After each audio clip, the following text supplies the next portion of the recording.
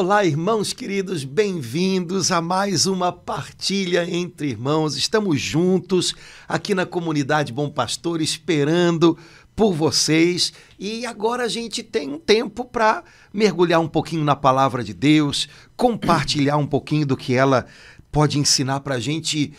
Hoje a palavra de Deus é viva, ela não é uma coisa que a gente trata como se fosse um artefato arqueológico que só indica coisas do passado. Não, ela fala para o dia de hoje, e a gente quer fazer isso com você agora, compartilhar um pouquinho a leitura da palavra, e juntos a gente vai descobrindo como ela ilumina os nossos passos. Você está com a gente na partilha entre irmãos. Se você gosta de estar com a gente, curte, compartilha, comenta, vamos mexer um pouquinho aí nas nossas redes sociais para que a gente possa alcançar mais pessoas. E vamos em frente, vamos começar. Laura, minha irmã, tudo bem? Tudo beleza? Tudo bom nesse frio gostoso, frio com sol, né, no Rio de Janeiro, um tempo bom. Padre Antônio, no último podcast, teve um oi da Alemanha. Legal. Olha, daqui da Alemanha, mandando bom. um abraço pra gente. E viva a internet, faz essas coisas, né? Aqui nesse frio de carioca, né, Laura? 19 graus não é frio, né? Mas O só senhor no ainda Rio de Janeiro. tá com manga curta, eu sou meio mais friorenta. Não, tá certo. Frio de carioca, a gente sente frio, aí coloca um casacão e chinelo, né? Pra ficar... Com meia. Exato, bem carioca, bem carioca. Mas vamos nós. Laura, como é que a gente vai fazer hoje? O que a gente vai compartilhar Padre hoje? Antônio, assim, eu estava pensando, todo mês de junho, na primeira leitura, né, da liturgia da missa, foi Gênesis, que bênção, né, a gente... E agora em julho, começou, se eu não me engano, segunda passada, com Êxodo, né? Nem vi como é que vai ser setembro, mas assim, senti, né, a igreja nos chamando, né, para a gente pegar esses livros do Antigo Testamento. Aqui na partilha entre irmãos, acho que a maioria, tirando os Salmos, que a gente teve a oportunidade de partilhar, acho que a gente pegou Efésios, a gente pegou Apocalipse. Então eu estava assim com muito desejo, Padre Antônio, que as pessoas, eu acho que ainda têm, de uma forma geral, uma certa dificuldade com o Antigo Testamento, né? Então, como a igreja está nos dando, né, agora em julho, pensei da gente, então, pegar algum texto do Antigo Testamento. Então, a pergunta é, que texto do Antigo Testamento, assim, vai no seu coração? Olha, Laura, você falou, né, a gente está lendo com a igreja na liturgia, que é uma maneira boa de ler os textos, né? Não só é ótimo ler a Bíblia individualmente, né? Pessoalmente. Sim, em casa. Claro, lógico. Isso é muito bom. Mas quando a gente lê no contexto da liturgia, a gente lê com a igreja. E como a gente leu em junho Gênesis, eu queria aproveitar pegar uma história, porque eu acho que ela pode ajudar a gente a entender também não só o que a história tem a nos dizer, mas como um católico lê o Antigo Testamento em unidade com o Novo. Uhum. A história de José do Egito, eu acho que ela pode ser bem legal para a gente tanto tirar coisas que têm a ver com o nosso dia a dia, né, nossa vida prática. As pessoas gostam de encontrar isso na Bíblia, e de fato a gente encontra. A Bíblia não é um livro de teorias religiosas, é um livro que fala de Deus caminhando com a gente, construindo um caminho com a gente. Então, é claro que a gente tira lições para a nossa vida prática, como encontrar Deus no nosso caminho. Só que talvez muita gente tenha dificuldades com o Antigo Testamento, justamente porque a gente entende assim, Antigo Testamento, corta, Novo Testamento. Quando, na verdade, a gente tem que ler a palavra de Deus como uma unidade. Então, eu entendo melhor o Novo quando eu compreendo que ele faz uma unidade com o Antigo Testamento. Eu só compreendo o Antigo quando eu percebo que ele aponta como uma promessa em direção ao cumprimento, que é o Novo Testamento. Obviamente, do Antigo para o Novo Testamento, há um caminho e há um transbordamento. Então, o Novo Testamento, o Evangelho de Jesus, ele não é apenas uma continuidade do Antigo Testamento, mas ele traz um novo que transborda, que vai além dos esquemas que há no Antigo Testamento, né? A revelação que Deus faz de si mesmo para a gente através de Jesus, ela vai muito além de tudo aquilo que era esperado no Antigo Testamento. Mas é uma mesma história da salvação. E a gente só pode entender tanto o Antigo quanto o Novo Testamento numa unidade. E talvez seja para muitos cristãos, católicos, o que falta como um horizonte de compreensão. Então, o Antigo Testamento, cada história e todo ele, eu só compreendo se eu entendo que faz parte de um caminho em direção ao Novo Testamento. O Novo Testamento não é só uma continuidade do Antigo, mas é um transbordamento, vai muito além, surpreendentemente, do que o Antigo Testamento poderia intuir. Por outro lado, eu só entendo o Novo Testamento dentro do horizonte que o Antigo Testamento me dá, no contexto dessa história da salvação que Deus foi fazendo com a humanidade e com o povo de Israel. Então, vamos pensar assim, não é uma mera continuação, não é uma ruptura absoluta. Algumas pessoas falam, porque o Deus do Antigo Testamento, o Deus do Novo Testamento é o mesmo Deus, né? Não é uma ruptura absoluta, não é uma simples continuidade, mas há uma unidade sem a qual a gente não entende bem, nem o Antigo nem o Novo. Né? Então, eu acho que, tendo isso em mente, a gente começa, vamos dizer assim, a vasculhar o Antigo Testamento de um jeito um pouquinho melhor, né? Sem querer compreender tudo a partir dele e se resumindo a ele, porque não é possível. Então, o Antigo Testamento, para nós que somos cristãos, ele não se esgota nele próprio. Ele tem um sentido que é próprio, mas não se esgota ali, né? Tudo que ele tem a nos dizer não se esgota ali, né? Ele aponta para algo adiante, né? E sem essa compreensão não rola, né? Então a gente acaba ou tendo uma visão muito reduzida do Antigo Testamento ou olhando para ele sempre em contraposição com o Novo. O que já causou muito problema na história da igreja. Né? Toda hora. Existem uma série de probleminhas e problemões, né? Que a gente pode chamar de heresias ao longo da história da igreja, que no final ou começavam ou desembocavam numa dificuldade com o Novo Testamento, por uma série de motivos, né? Padre Antônio, enquanto o senhor falava, me lembrei logo a primeira palavra de Jesus no início da pregação da vida pública dele, foi dizer: eu não vim abolir a lei ou os profetas, né, que é Mateus 5, mas eu vim para levá-los à perfeição.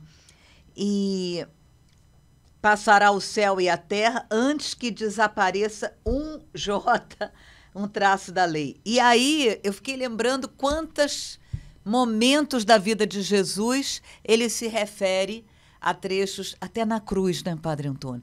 Ele se refere, né, ao Antigo Testamento. Já é um sinal de que a gente precisa ver nessa unidade que o senhor falou, né? Sim.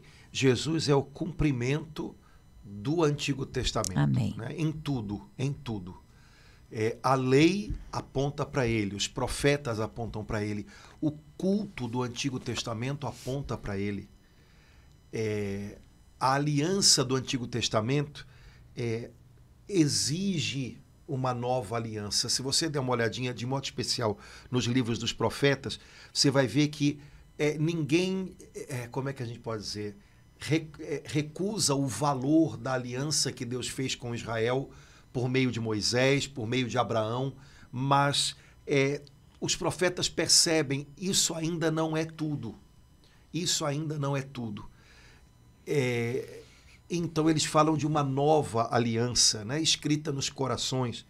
O culto que há em Israel, também o culto que se estabelece no templo, quando primeiro com, né, Davi e Salomão se institui um culto em Jerusalém mais centralizado. Depois, quando Israel volta do exílio e se rearruma esse culto no templo que vai ser reconstruído, esse culto, os judeus tinham claro que ele é sombra de algo maior. quando se diz que Moisés edificou, né, o tabernáculo e as coisas que havia no tabernáculo, porque Deus deu a ele a visão do que havia no céu. Portanto, tudo que Moisés fez no tabernáculo, o modo como ele o construiu, era sombra de uma realidade maior. Tudo isso mostra que, na consciência do povo de Israel, havia clareza de que todo aquele regime que a gente chama hoje de Antigo Testamento apontava para algo maior. Jesus é o cumprimento de tudo isso. Então, quando ele diz nada vai passar, significa nada disso está sendo jogado fora. Nada disso está sendo negado. Né? Mas Jesus é ainda, ao contrário do que algumas pessoas imaginam, né? Não um abolidor da lei. Deixa para lá. Ele é mais exigente. Né? Se você der uma olhada no Novo Testamento, vocês ouviram o que os antigos disseram. Eu porém vos digo. Jesus, quando ele faz essas coisas, na verdade ele está fazendo duas coisas. Ele está usando um expediente que era comum no tempo dele. Quando os mestres de Israel iam falar para as pessoas sobre mandamentos, sobre práticas de vida, e, por exemplo, um mandamento dizia, sei lá, né, não furtarás, eles pensavam que para que uma pessoa fosse fiel a esse mandamento, não bastava que ela simplesmente não fizesse o que na letra estava escrito, não roubar. Mas era preciso que ela entendesse que ela devia criar ao redor dela uma cerca, hoje a gente chamaria uma linha amarela, que nem aquelas têm no metrô, que ela não deveria atravessar caso em algum momento ela não quisesse cair naquele mandamento. Então, os rabinos diziam não só não furtar, como não, por exemplo, sei lá, não é um exemplo real, não pegar as coisas emprestado e não ter clareza do que você está pegando emprestado, de tal maneira que você não devolva depois. Né? Então, eles criavam uma cerca em torno dos mandamentos, mostrando que, olha, a letra do mandamento diz isso, não faça isso. Mas se você, de fato, não quer fazer isso, você tem que parar uns 3 passinhos antes, porque senão você corre o risco de cair. Jesus usou muito isso. Então, quando ele diz, se você olha para uma mulher desejando possuí-la, você já cometeu adultério aqui. Então, Jesus está dizendo, muito olha, bom. Coloca a linhazinha amarela, que nem tem lá no metrô, e dá 3 passinhos para trás. Não chega muito perto, senão você cai. Então, essa é a primeira coisa que Jesus está fazendo. Né? Ele está usando um expediente que já era usado no tempo dele. Mas a maneira como Jesus faz isso, quando ele diz, eu, porém, vos digo, talvez a maioria dos mestres lá de Israel no tempo dele diria, ei, então você está dizendo que você é o Messias, porque o Messias seria o único que teria autoridade para falar coisas desse tipo. Eu, porém, vos digo, e aí ele ou amplia uma exigência da lei, ou, enfim, o único que poderia dizer, quando se tratasse de alguma coisa da lei de Israel, eu, porém, digo a vocês isso e aquilo, façam assim, seria o Messias. O Messias teria esse direito.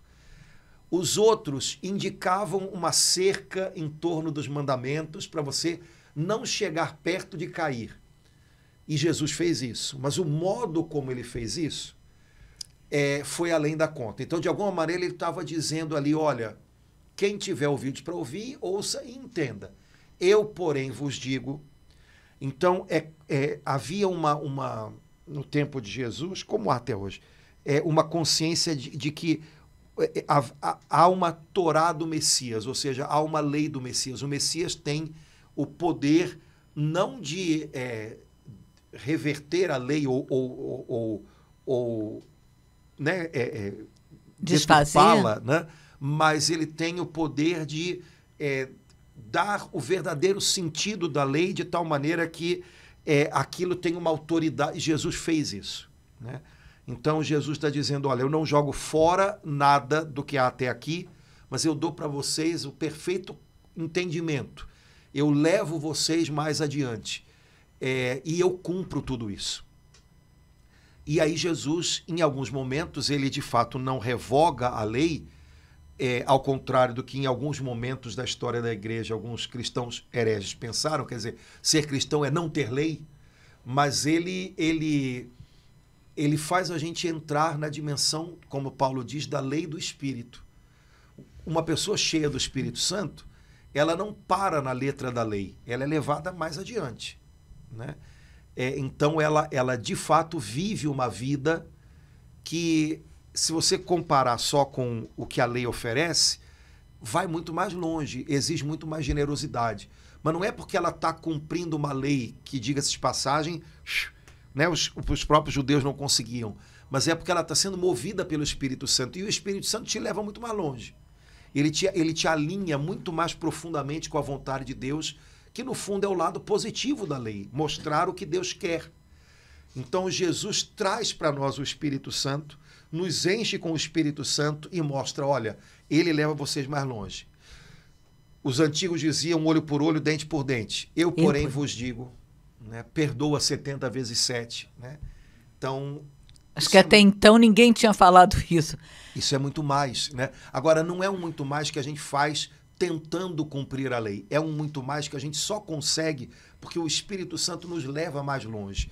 Essa é que é a diferença do negócio. Porque senão a gente volta para o Antigo Testamento. Além de tudo que já tinha no Antigo Testamento, mais uma. 70 vezes 7, ou mais outra. Jesus não veio para dar mais uma quantidade de mandamentos. Jesus veio para levar à perfeição a lei, não exigindo da gente um cumprimento que a gente não dá conta, mas nos dando o Espírito Santo, fazendo com que o nosso coração se alinhe com o coração do Pai. Então, ele assume todo o Antigo Testamento, ele sim cumpre toda a lei à perfeição, e nos dando o Espírito Santo, ele nos apresenta uma vida nova e nos capacita para uma vida nova, que não é só um andar na linha, porque isso é a lei, né? E tem cristão que acha até hoje, não, mas eu sou uma pessoa, se bem eu não faço, mal eu também não faço, e não sei, sabe, anda na linha, o trem te pega, né, filho? Então você tem que o que Deus quer para nós é algo mais. Né? Nossa, Padre Antônio, enquanto eu ouvia, me deu uma vontade de estudar teologia, estudar a palavra de Deus mais. Agora, então, Padre Antônio, de vez em quando na missa a gente ouve o sacerdote falar, né? Essa expressão prefigurar, né?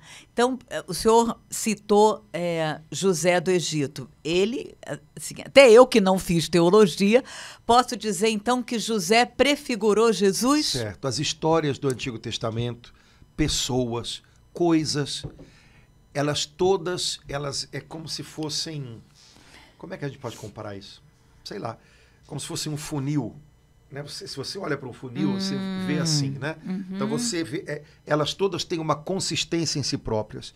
Deus está fazendo algo na vida dessas pessoas, só que essas pessoas fazem parte de uma história da salvação.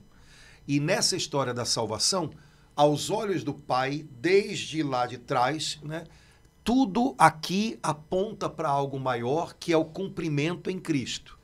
Então, cada uma dessas histórias pessoais do Antigo Testamento, circunstâncias de vida de pessoas, objetos de culto no templo, por exemplo, a construção do templo, tudo isso aponta para um plano de Deus que tende à perfeição, tende ao cumprimento.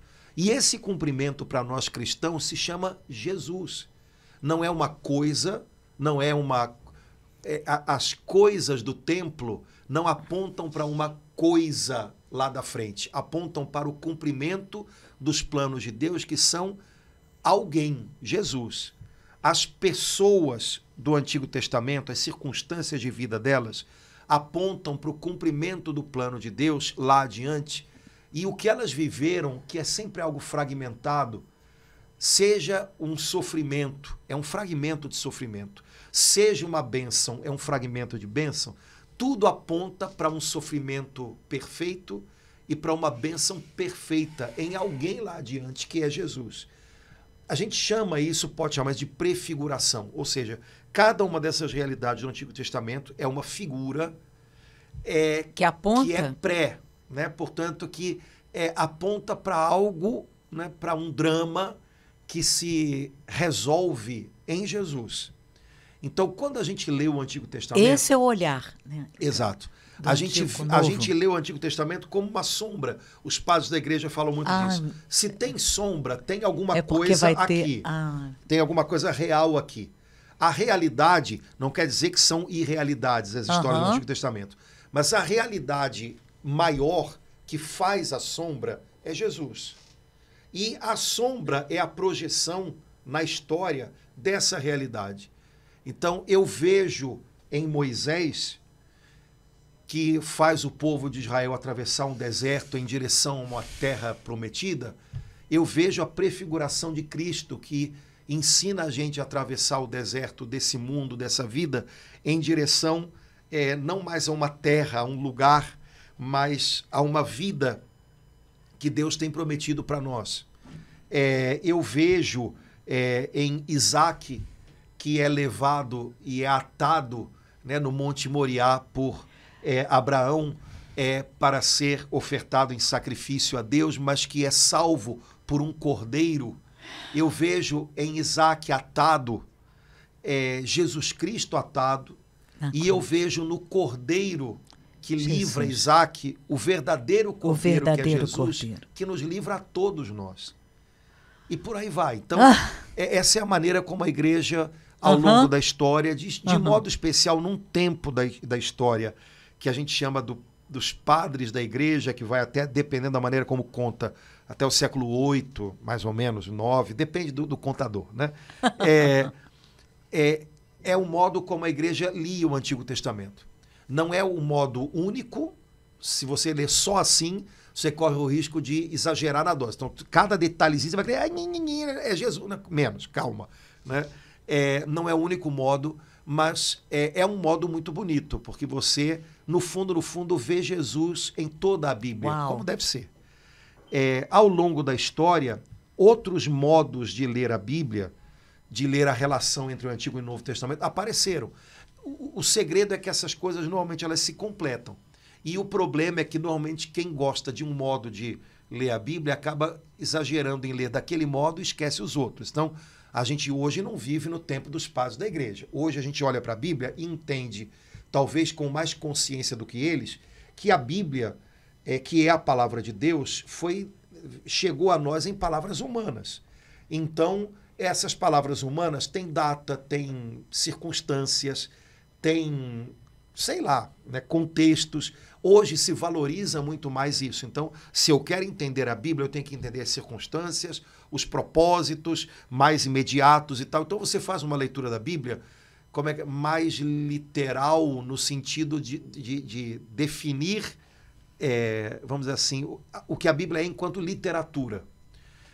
E ok, a gente precisa disso. O problema é que, normalmente, quem se entrega a isso hoje acha que o modo como se lia a Bíblia no tempo dos padres da igreja só que esse que dá problema.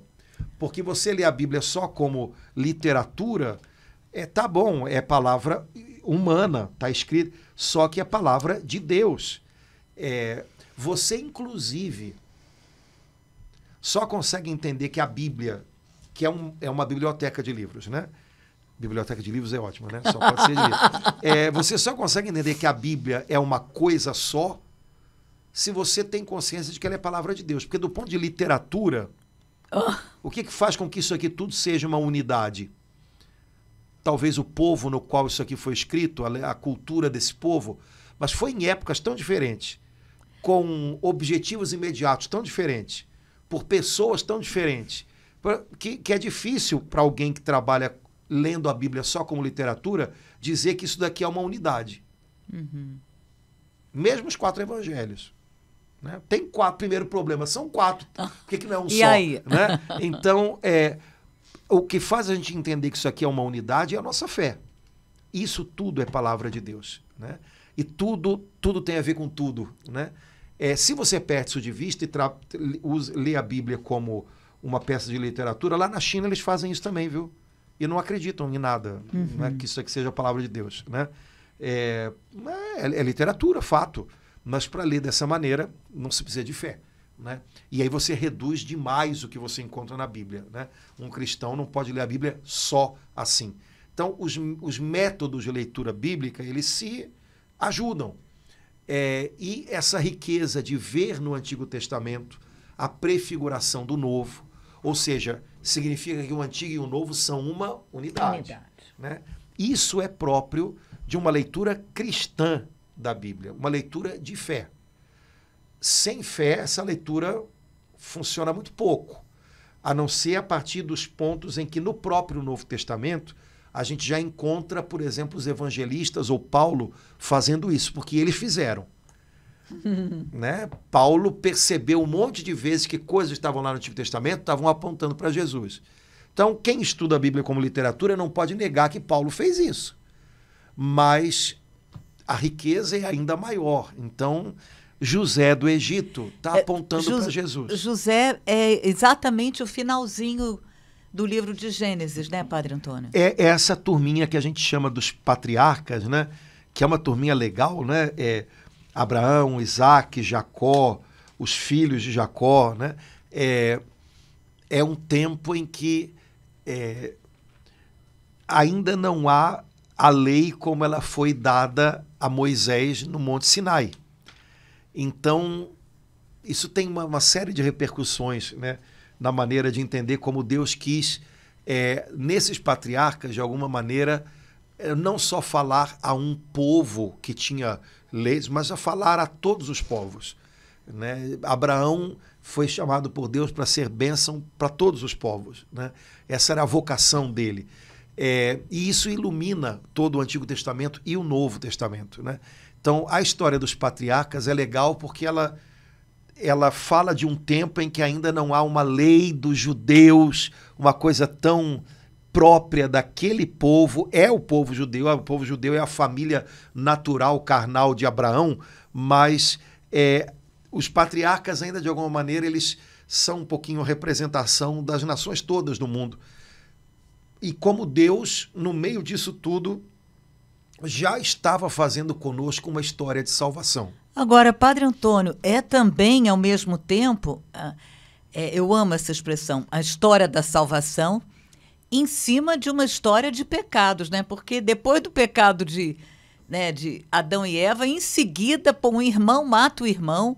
Aí o senhor falou de José, os irmãos de novo não mataram, mas jogaram no fundo do poço, venderam para os egípcios. A gente não precisa nem... Olha, meu Deus, se a gente fizer do jeito que você está falando, ainda dá a impressão de que tem os bonzinhos e os mauzinhos. E não tem. Porque Jacó enrolou o pai para ser abençoado, uma vergonha, né? mas foi. Né? Davi, que era um homem segundo o coração de Deus, adulterou, matou o marido da mulher com quem ele adulterou. Não é uma história de pecadores e gente boa. É uma história de Deus entrando na vida de pecadores. Bravos pecadores. De gente. De gente. Então a Bíblia não é essa coisa meio maniqueísta que a gente tem na cabeça, separa. Tem um pedaço da humanidade que presta. Que é bom. Os e outros... tem outro que não presta. Não, toda essa humanidade é amada por Deus e toda ela não presta de alguma maneira. Né? E ponto. Né? E ponto. Né? E enquanto a gente não entende isso, a gente corre o risco de ficar sempre se perguntando de que lado da humanidade a gente está. Né? Da turma que presta, eu sou do bem. Normalmente a gente muito enganada consigo própria. Ou então da turma que não presta. Eu não presto e paciência. Não, Deus me ama. Deus ama esse mundo. Né? São João diz isso. De tal maneira Deus amou o mundo. Deus amou essa gente, né? Que somos nós. Né? E a inveja dos irmãos de José hoje não tem mais, né, Padre Antônio? Pois é, mas o José, tadinho, também era tão lesadinho. Você devia falar isso. Era tão desatentozinho com as coisas, né? Pois é, Padre Antônio, a gente lê a história de José, ele falava, tinha aqueles sonhos incríveis e contava para todo mundo. Não, e a história dele com o pai é uma história de família, né, Laura? Então Freud uma história de família. Freud explica as coisas aqui, né? Jacó amava mais José do que os outros. Logo no início do livro. Tá bem claro, né? Gênesis 37. Israel amava José mais do que todos os outros filhos. E não fazia questão nenhuma de esconder.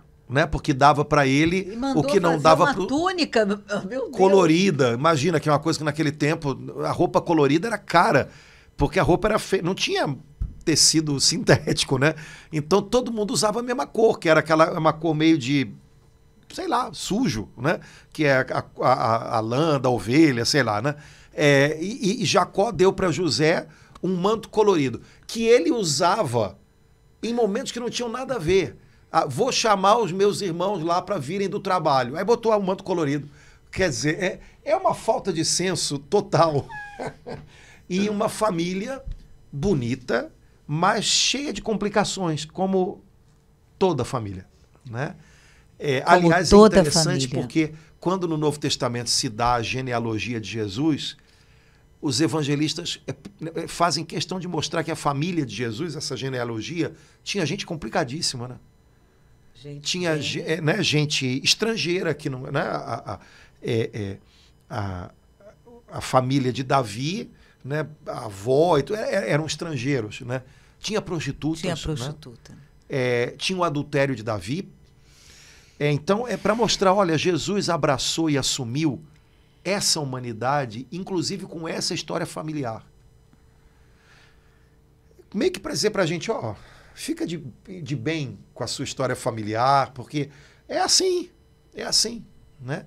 Então, a família de Jacó era uma família numerosa, que tinha muita coisa legal, como toda família numerosa, mas tinha um filho mais querido, tinha falta de tato para se perceber que isso podia ferir os outros filhos, e de fato feriu, né?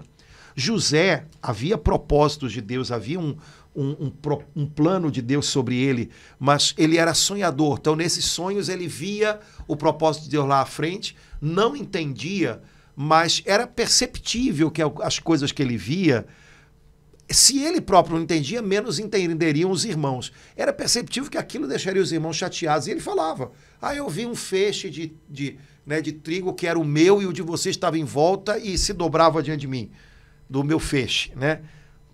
O que você quer com isso, rapaz? Né? Lembrando naquele tempo, né, a coisa da sucessão familiar, né, de patrimônio e tudo, isso era muito sério, né?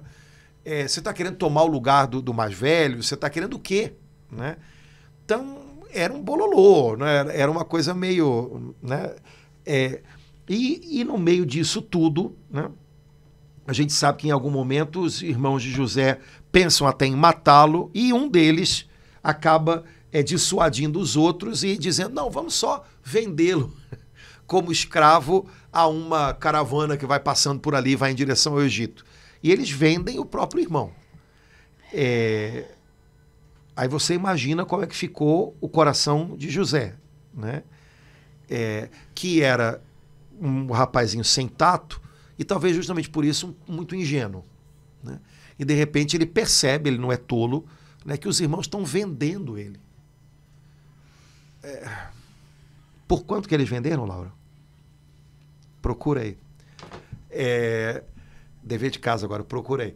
E, quer dizer, José chega no Egito vendido pelos irmãos, com as mãos amarradas e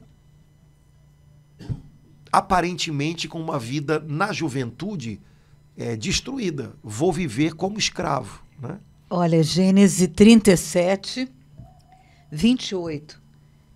E quando passaram os negociantes madianitas, tiraram José da cisterna e venderam-no por 20 moedas de prata aos israelitas que o levaram para o Egito. 20 moedas de prata. Então, chega José no Egito amarrado como um escravo. Deus tinha planos para ele, os planos continuavam de pé, os planos iam se concretizar no Egito, só que José chega no Egito como um escravo. Como é que Deus tem uns caminhos diferentes e como é que ele aproveita tudo, né? Porque se os irmãos não tivessem vendido, José não chegava. Seria outra história da salvação. Eu acho que, querendo a gente entender como queira, né? José chegou no Egito do jeito que chegou, né? Tinha planos de Deus para ele lá, mas José chegou do jeito que chegou. E quem sabe isso também não é uma... Como é que a gente pode dizer, né? Não é uma maneira, né, da Bíblia falar para a vida da gente, né? Olha, Deus tem planos para a sua vida, eles continuam de pé, só que Deus tem jeitos diferentes de fazer você chegar onde Ele quer que você chegue. E há coisas que você hoje talvez imagine que não tem sentido, não podiam ser assim, e que Deus é capaz de alinhar com o propósito dele. Confia na providência de Deus. Lá no Novo Testamento, a gente tem uma história que Paulo nos ensina, lá na carta aos Romanos, que poderia nos falar mais ou menos a mesma coisa, né? Todas as coisas cooperam para o bem daqueles que amam a Deus. Imagina Paulo falando isso, imagina, estou fazendo uma doideira, né? Mas Paulo falando isso para José enquanto ele está indo para o Egito. José, todas as coisas cooperam para o bem daqueles que amam a Deus. Eu acho que nessas horas não se deve falar nada, mas imagina se Paulo diz isso para ele, né? José, o que ele é? Não, mas não é possível, não. Confia, José. Todas as coisas cooperam para o bem dos que amam a Deus. Vai, acredita, né? Eu acho que José podia ensinar isso um pouco para a gente, né? Padre Antônio, e agora a gente, né, se detendo em cada detalhe. Aqui eu fui abrir Gênesis 39, logo no início, no versículo 2 diz: o Senhor estava com José e tudo lhe prosperava. Morava na casa do seu senhor, o egípcio, e aí conta a história e, de repente, muda tudo, né? A esposa gosta dele, inventa uma mentira, ele vai para a prisão. É muito sofrimento, Padre Antônio. Aí, ele vai para a prisão e, na prisão, ele começa a ter sonhos. Aquele moço vai falar para o faraó que tinha um moço na prisão. Nossa, só tem um detalhe aí, eu não sei se eu estou me enganando, pode ser que eu esteja. Mas eu acho interessante, quando José tem os sonhos lá na juventude, ele tem sonhos, mas ele não entende os sonhos. José chega no Egito escravo, José vai trabalhar na casa de Potifar, José é enredado pela mulher de Potifar numa história mentirosa, José é preso, fica na prisão, e na prisão me parece que outras pessoas também têm sonhos e ele consegue agora entender os sonhos. O que não acontecia antes. Me parece que isso é um sinal de que ele está amadurecendo, né? Porque sonhar é uma coisa, entender de fato o que são os sonhos é outra, né? Me parece que sem dizer, é como se a Bíblia estivesse mostrando, olha, José está amadurecendo. Essas histórias todas estão acontecendo, ele está no meio de um bololô danado, mas dentro dele tem algo amadurecendo. Ele agora não só é capaz de sonhar, como ele é capaz de dar sentido para os sonhos, entender os sonhos. E, inclusive, revelar a outros o sentido dos sonhos deles. Eu acho que isso é muito legal, porque é sinal de que José está passando por um meio de um furdunço, mas tem algo acontecendo dentro dele. Ele não está zerado no meio dessa história toda, ou ele não está sendo minado pela história, ele está aprendendo com tudo isso. Né? Ele está aprendendo a se tornar um homem adulto, porque pessoas adultas não só têm que saber sonhar, mas têm que saber entender os seus sonhos, né? Para saber como realizá-los também, como concretizá-los. E ele não foi oprimido por um sentimento, né, de derrota, por saber que foi caluniado, né? Foi vendido pelos irmãos e agora, quando estava tudo bem, começando a melhorar, vai tudo por água abaixo de novo, né? Ele não foi tomado por um sentimento de derrota, né, Padre? Ele continuava, no fundo, aquele sonhador, né? E isso é bom, né?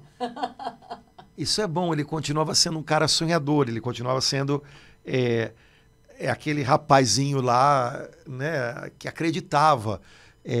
As coisas ruins que aconteceram com ele não mataram aquele coração sonhador lá do início. Esse coração sonhador tinha que amadurecer, e pelo visto amadureceu.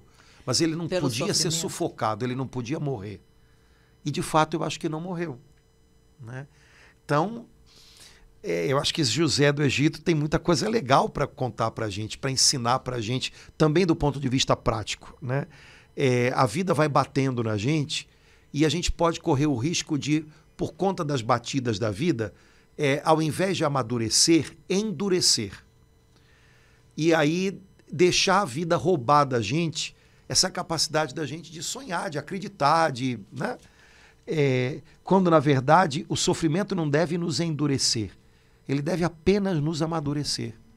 Os meus sonhos, eu não devo carregá-los em mim hoje como eu carregava como um garoto de 17 anos. Eles têm que amadurecer, mas eles não podem acabar, eles não podem morrer. Uhum. Eu acho que José, de algum Mostra jeito, isso pra gente. conseguiu viver isso, né? E eu acho que seria legal se a gente conseguisse fazer parecido, né? Então, é óbvio que, por exemplo, uma mulher com 40 e poucos anos, ela não pode sonhar com um casamento, com uma família, do jeitinho que ela sonhava quando tinha 17, idealizando um monte de coisa, fantasiando um monte de coisa. Mas se ela não sonhar mais nada para o casamento ou para a família dela, e se ela não aprender a entender que aquele sonho que ela teve com 17 lá amadureceu, mas ela pode vivê-lo ainda, mas de um jeito mais maduro agora e tal.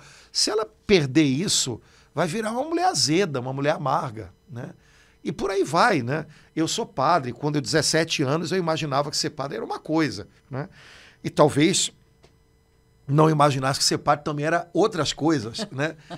Hoje eu tenho quase 50, então, cara, se eu continuar imaginando o que eu imaginava com 17, eu sou um tolo, né? Mas se eu não tiver sonho, se eu não acreditar que vale a pena, que é bonito, eu vou virar um velho chato, né? Mas eu tenho que pegar aqueles sonhos lá de trás e interpretá-los e entender que é bonito, que tem um ideal no meio de tudo isso, mas que não significa andar nas nuvens ou viver uma idealização. E aí a gente vai reciclando as coisas, né? Padre Antônio, e para mim, assim, uma das palavras mais fortes da Bíblia, né, é aquele momento quando ele diz para os irmãos, né, se identifica, eu sou José, desse mal Deus tirou um grande bem. Meu Deus, essa compreensão, né, que Deus deu a ele e que nos dá quando a gente toma essa palavra, esse texto, para mim é uma das maiores libertações que a gente pode usufruir, viver sentir o mesmo que José sentiu naquela hora, né? Ao mesmo tempo que o coração dele, claro que estava ferido, né? Ser vendido pelos irmãos, mas Deus deu a ele assim a graça, deu a ele para dar a gente hoje, que desse mal que me atingiu, Deus tirou um grande bem. Como é bom quando a gente pode fazer isso como José. Né? Eu acho que nossa, tem tanta coisa bonita que a gente pode ver nesse cara, né? Porque, na verdade, quer dizer, foi feito um mal a ele, não só houve um mal. Porque há males que não é que eles sejam feitos necessariamente a gente. Acontecem. Sim. Alguém que a gente ama que fica doente, sim, né? É diferente. Mas existem males que são feitos diretamente contra a gente, né? Então, um mal foi feito contra ele, mas a vida caminhou e ele foi colocado numa posição em que ele agora podia fazer bem aos irmãos que o haviam vendido. Mas eu acho que a primeira coisa que passaria na cabeça de qualquer um eu posso fazer bem? Posso, mas não vou fazer não, eu vou, né? E ele decidiu fazer bem. Eu acho que isso é mais incrível, né? Me foi feito um mal e hoje eu estou numa posição em que eu posso fazer muito bem, mas eu poderia decidir não fazer. Porque eu ainda estou ferido, porque o mal que me foi feito foi muito grande. E, de repente, ele entende, não, mas o mal que me foi feito, na minha vida, ele foi só um pedaço no meio de algo muito maior. O bem que Deus me fez foi muito maior. E Deus agora me colocou num lugar de poder fazer bem. E eu escolho fazer esse bem. Quer dizer, não só José teve um coração que conseguiu... mesmo que tenha sido contaminado pela mágoa, pelo ressentimento, conseguiu vencer isso, né, se descolar disso, e ele percebeu que o mal que foi feito a ele foi só um pedaço de um caminho muito maior, no qual Deus fez muito mais bem a ele. como ele, na posição, hoje a gente diria com a faca e o queijo na mão, percebeu, Deus me colocou num lugar onde eu posso fazer bem.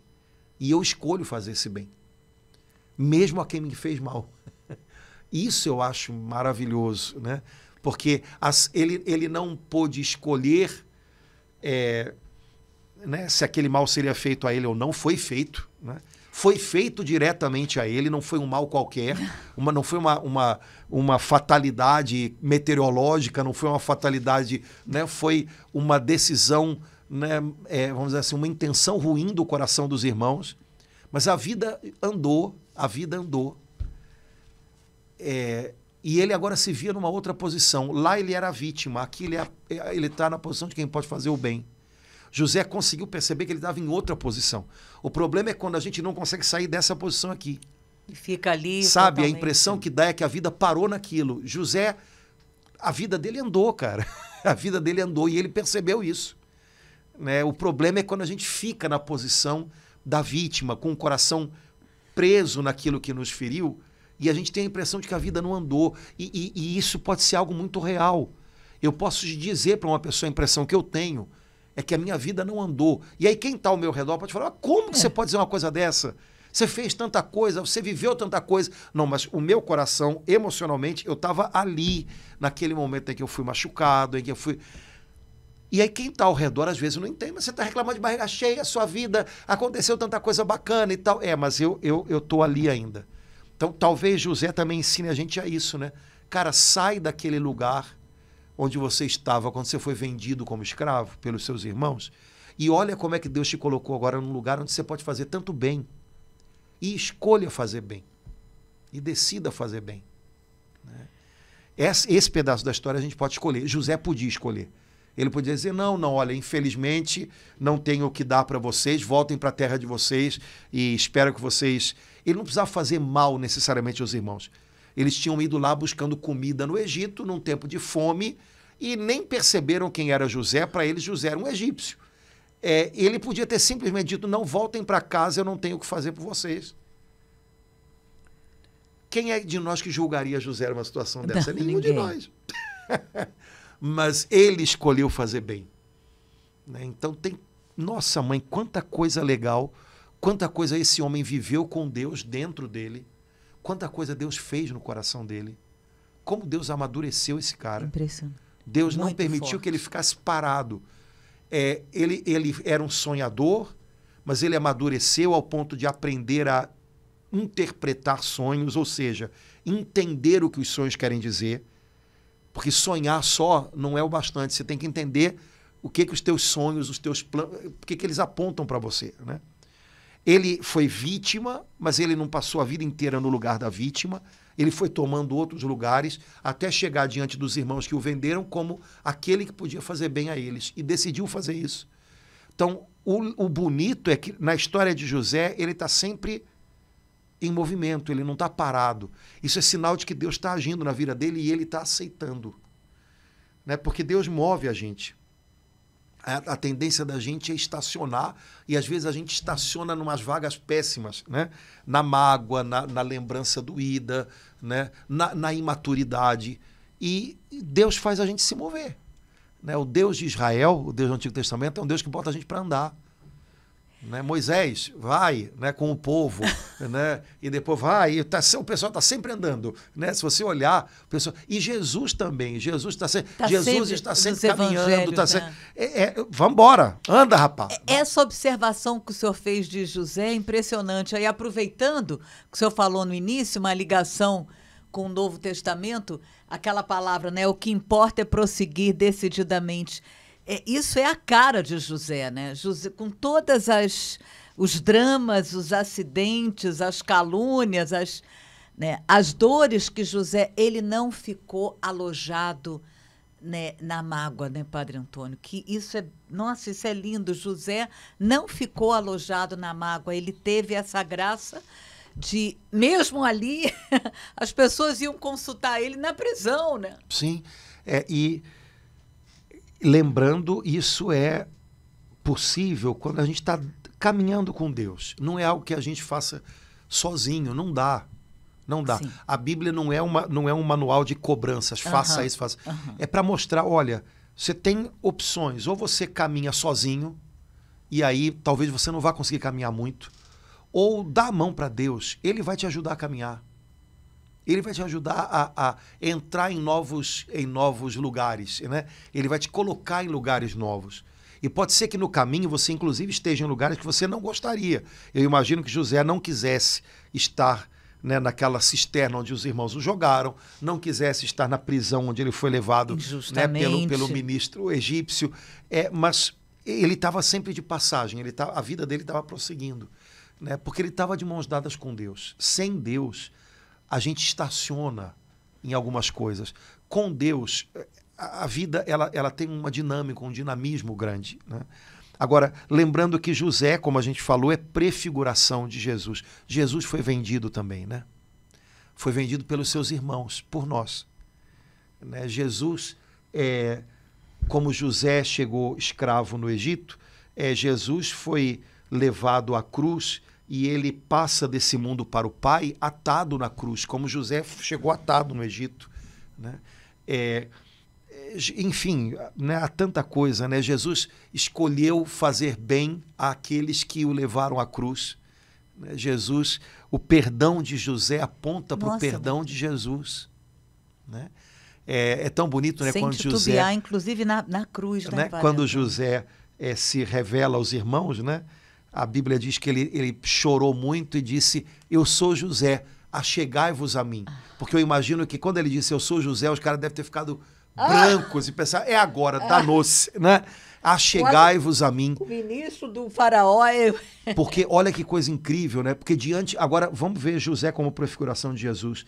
Diante da cruz de Jesus, eu estou diante da cruz, do sofrimento, da vergonha que foi infligida ao Filho de Deus soberano. E eu, como pecador, quando vejo isso, eu deveria tremer.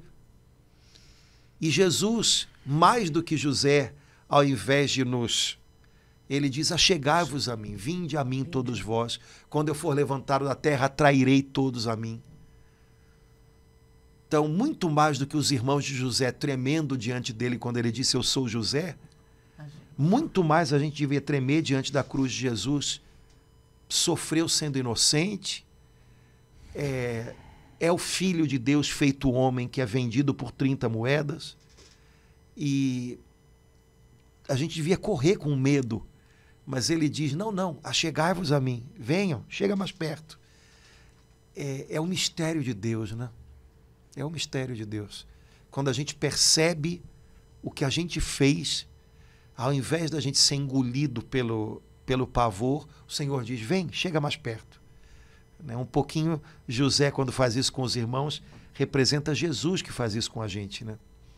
Então, a história de José, do ponto de vista simplesmente humano, como a gente poderia dizer, do ponto de vista de uma vida de fé, de um caminho com Deus, e como prefiguração daquilo que Cristo faz de maneira perfeitíssima, o acolhimento de José para os irmãos dele é só o acolhimento de José para aqueles, né, ali.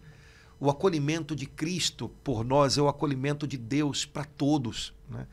Então, a história de José, que também aponta para Jesus, em tantos aspectos, ela é belíssima, né? Ela é a história que Deus quer fazer com cada um de nós. Jesus diz: achegai-vos a mim, vinde a mim, como José falou, e como... E aí, enquanto o senhor falava, eu sentia assim, né, o Espírito Santo levando a gente a dizer também para os que nos ofenderam, chega-te a mim, eu quero te abraçar. Né? A gente também pode aprender com difícil, José, né? a não olhar para as pessoas que passaram pela nossa vida e talvez não tenham acertado muito, mas não olhar para elas como inimigos, né?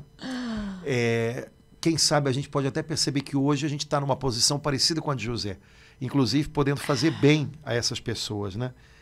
E se eu posso fazer bem, por que não?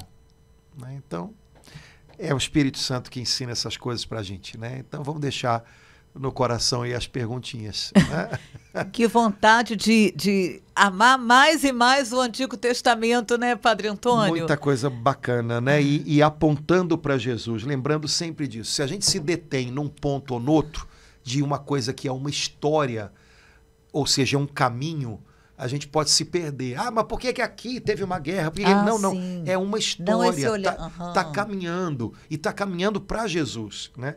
Então a gente só entende quando a gente entende que é uma história e que essa história tem um propósito, tem algo adiante que dá sentido a ela, que não a anula, mas que faz com que a gente olhe para trás e diga, o Senhor teve misericórdia e com paciência Ele caminhou com a gente até chegar onde Ele queria nos levar, em Jesus. Amém.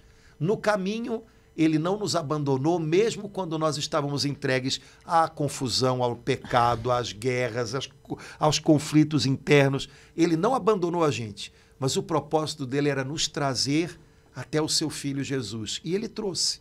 Então essa história é a história desse caminho. Vale a pena a gente conhecer. Né? Beleza? Amém. Gente, então espero que a gente não tenha bagunçado muito o meio de campo, mas espero que tenha ajudado um pouquinho a gente a mergulhar um pouquinho na palavra. A história de José, se você quiser dar uma olhada com atenção, está no livro do Gênesis, o primeiro livro da Bíblia. O pedaço, né, que eu acho que é mais importante é a partir do capítulo 37, né, de Gênesis. Eu acho que a partir daí vai bem para a gente entender essa história. E o perdão de José aos irmãos está no finalzinho de Gênesis, né? Então vale a pena, tá bom? Um abração, gente. Obrigado pela companhia. Até a próxima, se Deus quiser. Até logo. Tchau, irmãos. Até a próxima.